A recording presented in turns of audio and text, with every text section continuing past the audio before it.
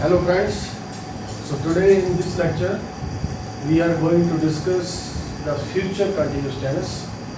In future continuous category में मतलब interrogative as well as negative, simple interrogative as well as negative, ये मतलब प्रश्नवाचक भी है और नावाचक भी है। ये सेंटेंस हम आज फ्यूचर कंटिन्यूस में आज के लेक्चर में डिस्कस करेंगे। ये simple interrogative as well as negative मैं क्यों कह रहा हूँ, क्योंकि इसमें इसका आंसर जो है, ऐसे प्रश्नों का जो उत्तर है वो यस या नो में हो सकता है। सो ये वाई वाले नहीं है, क्योंकि वाई वाला होता है जिसमें क्यों आ जाता है, क्यों नहीं। It requires certain kind of explanation, that's why उसको हम सिंपल नहीं कहते, इसको हम simple interrogative as well as negative कहते हैं। जैसे हमने यहाँ पे ये हेडिंग ये दिया हुआ है, future continuous tense interrogative as well as negative. Identification जो है, इसकी पहचान जो है वो वही होगी, रहा होगा, रहे होंगे, रही होगी, रही होंगी, जो भी मतलब रहा जहाँ पे कंटिन्यूस आ जाता है वहाँ पे रहा तो आएगा ही आएगा, और गा ए बी से हमारे को ये पता चलता है that this particular sentence belong to the category of future continuous. अब हम आते हैं रूल पे। जैसे कि हमने आपको सिंपल सेंटेंस में बताया था कि सब्जेक्ट के साथ विल बी और शैल बी, सिंपल सेंटेंस की बात कर रहा हूँ, जैसे पहले बता चुके हैं। सिंपल सेंटेंस में विल बी और शैल बी के साथ वर्ब की फर्स्ट फॉर्म के साथ आईएनजी और ऑब्जेक्ट। अब क्वेश्चन ये पैदा होता है, सवाल ये पैदा होता है कि विल कहाँ लगेगा और शैल कहाँ लगेगा। ये इसमें भी जो ब्रिटिश इंग्लिश वाले हैं उनका मत ये है कि वो आई और बुई के साथ शैल लगाते हैं, बाकी सब के साथ विल लगाते हैं। अमेरिकन इंग्लिश, बाकी दूसरे कंट्री की इंग्लिश या बोलने में, क्योंकि बोलने में तो ये विल या शैल का पता नहीं चलता। बोलने में तो हम ऐसे बोलते हैं, जैसे मैं कहूँ कि मैं आपका इंतजार कर रहा हूँगा, ठीक है, तो मैं बोलूँगा आई will be waiting for you. तो स्पोकन में क्या चलता है, आई विल बी, इसमें ये नहीं पता चलता कि मैं विल कह रहा हूँ कि शैल कह रहा हूँ। वैसे ग्रामेटिकली जैसे आप एग्ज़ाम में लिखना है तो वहाँ पे आपको मैं ये सजेस्ट करूँगा कि थोड़ा ध्यान रखिए कि आई और वी के साथ शैल लगाएं। वैसे आजकल जो मॉडर्न इंग्लिश है उसमें, क्योंकि बोलने में तो जैसे मैंने आपको बताया कि पता ही नहीं चलता कि आप विल कह रहे हैं, शैल कह रहे हैं, ठीक है। I shall be taking a cup of tea, या I will be waiting for you. I will ऐसे आ जाता है, आई विल या शैल, इसका कोई हमारे को पता नहीं चलता। और कई बार तो यहाँ पे वुड भी लगा देते हैं स्पोकन फॉर्म में, वो बाद में डिस्कस करेंगे हम। तो यहाँ पे जब इसका जो रूल है, जहाँ तक रूल की बात है, तो जब ये इंटेरोगेटिव सेंटेंस जो सिंपल है, जिनका आंसर यस या नो में हो सकता है, इसमें ध्यान दीजिए कि बाकी जो अभी तक हम करते हैं उनमें एक ही हेल्पिंग वर्ब हम देते थे। चाहे इज़एमआर होता था, प्रेजेंट कंटिन्यूस में थे, उनमें से तीनों में से एक हेल्पिंग वर्ब होता था। पास्ट कंटिन्यूस में था तो उसमें से वाज या वर होता था। फ्यूचर इंडेफिनिट था तो उसमें विल या शैल होता था। और प्रेजेंट और पास्ट इंडेफिनिट में थे तो वहाँ पे डू, डज या डिड होता था। यहाँ पे विल बी है, तो इसमें जो ध्यान देने योग्य बात है कि जब शुरू में जो सबसे आगे जाएगा तो वो विल या शैल भी आगे जाएगा, विल भी शैल भी पूरा आगे नहीं जाएगा, ठीक है। तो इसका जो नियम है, इसको हम सबसे पहले इसको स्टार्ट करेंगे विल या शैल से। जितने भी सिंपल इंटरोगेटिव सेंटेंसेस होते हैं out of the following categories, जिनका आंसर यस या नो में हो सकता है, वो उनका जो हेल्पिंग वर्ब है जो भी है वो उसी से शुरू होता है।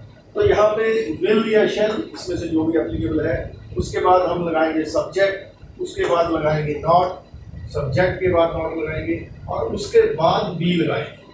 और विल बी और शैल बी के बीच में सब्जेक्ट और नॉट आ गया, ठीक है। सबसे पहले will shall, then subject, then not, then be, then first form of the verb ING लगेगा इसके साथ। आईएनजी हमेशा वर्ब की फर्स्ट फॉर्म के साथ लगता है, और उसके बाद ऑब्जेक्ट। और इस रूल का एक अल्टरनेटिव और भी है, जो स्पेस कम होने की वजह से हमने नीचे दिया हुआ है। ये नीचे देखिए कि अगर आप चाहते हैं कि ये विल नॉट और शैल नॉट जो है इसको इकट्ठा लगाया जाए, तो इसकी जो शॉर्टकट फॉर्म है वो शैल नॉट की है शैन, SHAN एपोस्ट्रोफ टी, और विल नॉट की है want, WON apostrophe T. Apostrophe वो होता है जो कॉमा सर के ऊपर लगता है, ऊपर लगता है, जो नीचे लगता है उसको हम सिर्फ कॉमा बोलते हैं, और जो ऊपर लगता है इसको हम एपोस्ट्रोफ बोलते हैं। ठीक है, शैन या वॉन्ट। यहाँ पे ध्यान दीजिए कि जो वॉन्ट है ये वुड नॉट की शॉर्टकट फॉर्म भी वॉन्ट है, और विल नॉट की भी वॉन्ट है, सेम। ठीक है, तो इसमें हमने क्या किया कि ये नॉट जो था ये यहीं पे इसमें फिट कर दिया, स्पोकन फॉर्म में ये चलता है। उसके बाद सब्जेक्ट, यहाँ पे ये सब्जेक्ट लग रहा है, ये नॉट जो था वो यहाँ पे इसमें मर्ज हो गया, और उसके बाद बी यहाँ पे लगेगा। Rest of the rule is the same.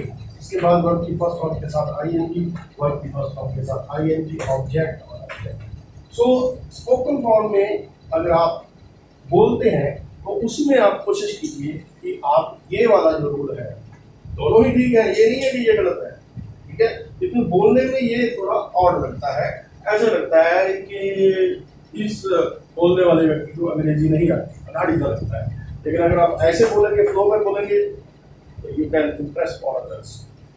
तो let's discuss the first sentence कि क्या अध्यापक विद्यार्थियों को नहीं पढ़ा रहा होगा।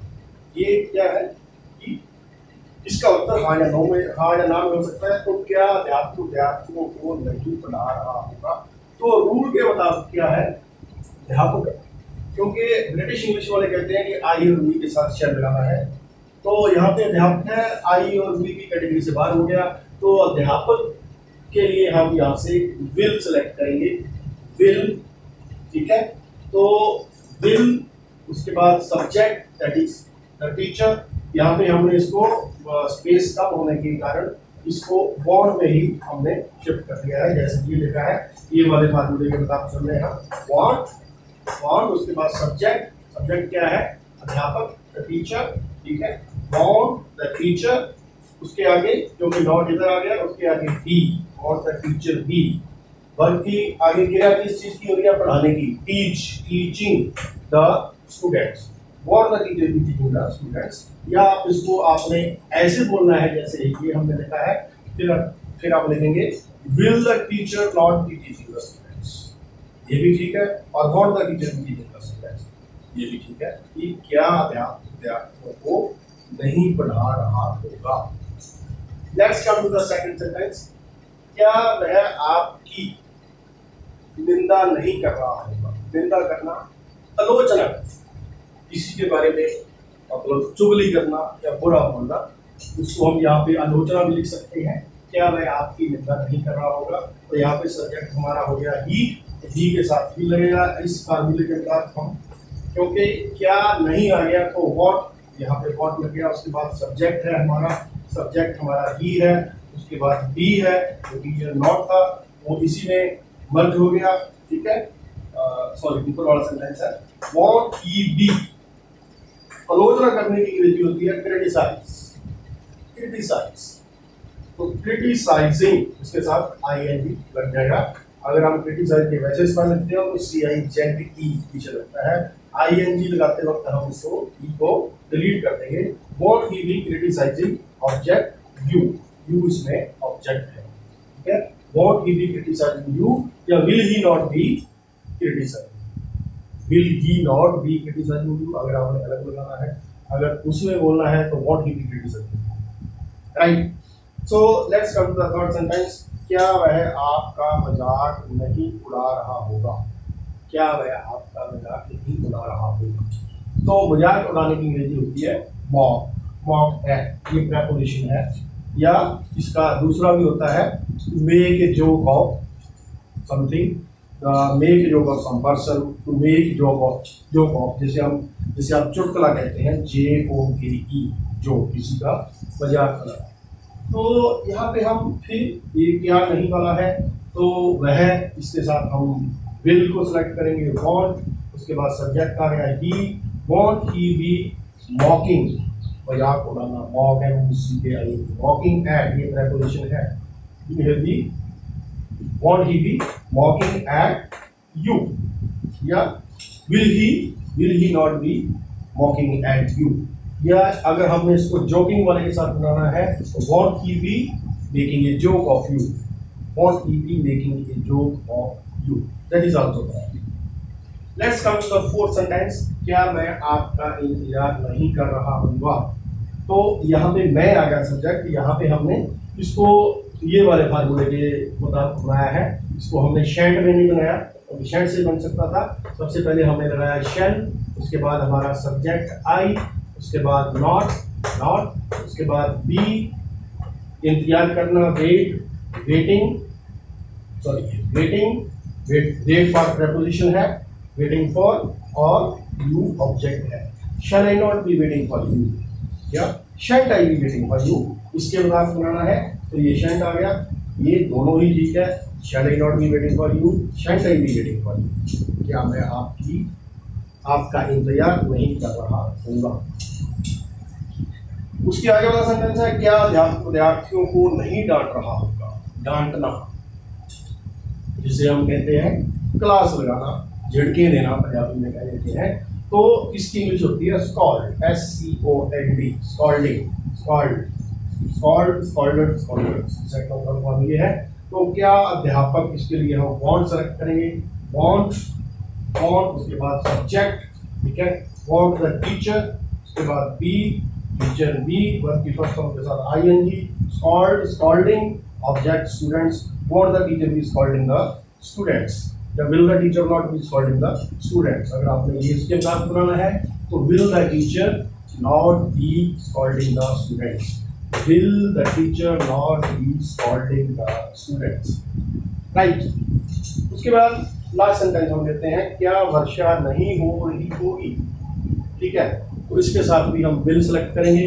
और इसके लिए हमने ये want से चलते हैं, क्या नहीं want it, सब्जेक्ट ये है, ये ऐसे बनते हैं जैसे हमने सिंपल में बनाया था कि वर्षा हो रही होगी, it will be raining. Present continuous में बनाते हैं, वर्षा हो रही है, it is raining. Past continuous में बनाते हैं तो it was raining. Present indefinite में बनाते हैं तो इट रेन्स। पास्ट इंडेफिनिट में बनाते हैं तो इट रेन्ड। फ्यूचर इंडेफिनिट में बनाते हैं तो इट विल रेन या इट मे रेन। उसमें क्योंकि वो अलग बात है, when we discuss the models then we will clarify the things. तो इसमें वॉट आगे लगेगा, वॉट इट बी रेनिंग, या इसके नाम चलेंगे तो will it not be raining, इसको ऐसे लिखा जा सकता है will it not be raining, ठीक है। तो ये पहली कैटेगरी है जितने हमने अब तक डिस्कस किए हैं, जिनमें दो हेल्पिंग वर्ब आ रहे हैं। तो इसमें ये बात का ध्यान दीजिए, आगे जैसे अगर हम फ्यूचर परफेक्ट कंटिन्यूस जब करेंगे तो उसमें तीन हेल्पिंग वर्ब आएंगे, विल हैव बीन या शैल हैव बीन। उसमें भी अकेला विल या शैल ही आगे जाएगा, जो हैव बीन है वो बाद में। वो कैसे है, वो जब वो कैटेगरी डिस्कस करेंगे तो सब वहाँ पे बताएंगे। तो I think you must have understood regarding simple interrogative as well as negative sentences of future continuous. So, in case you have any query, any doubt, any question, you can go to the comment box and you can write down your question or doubt over there, and you will get the answer online. So that's all for today's lecture. Thank you. Have a nice day.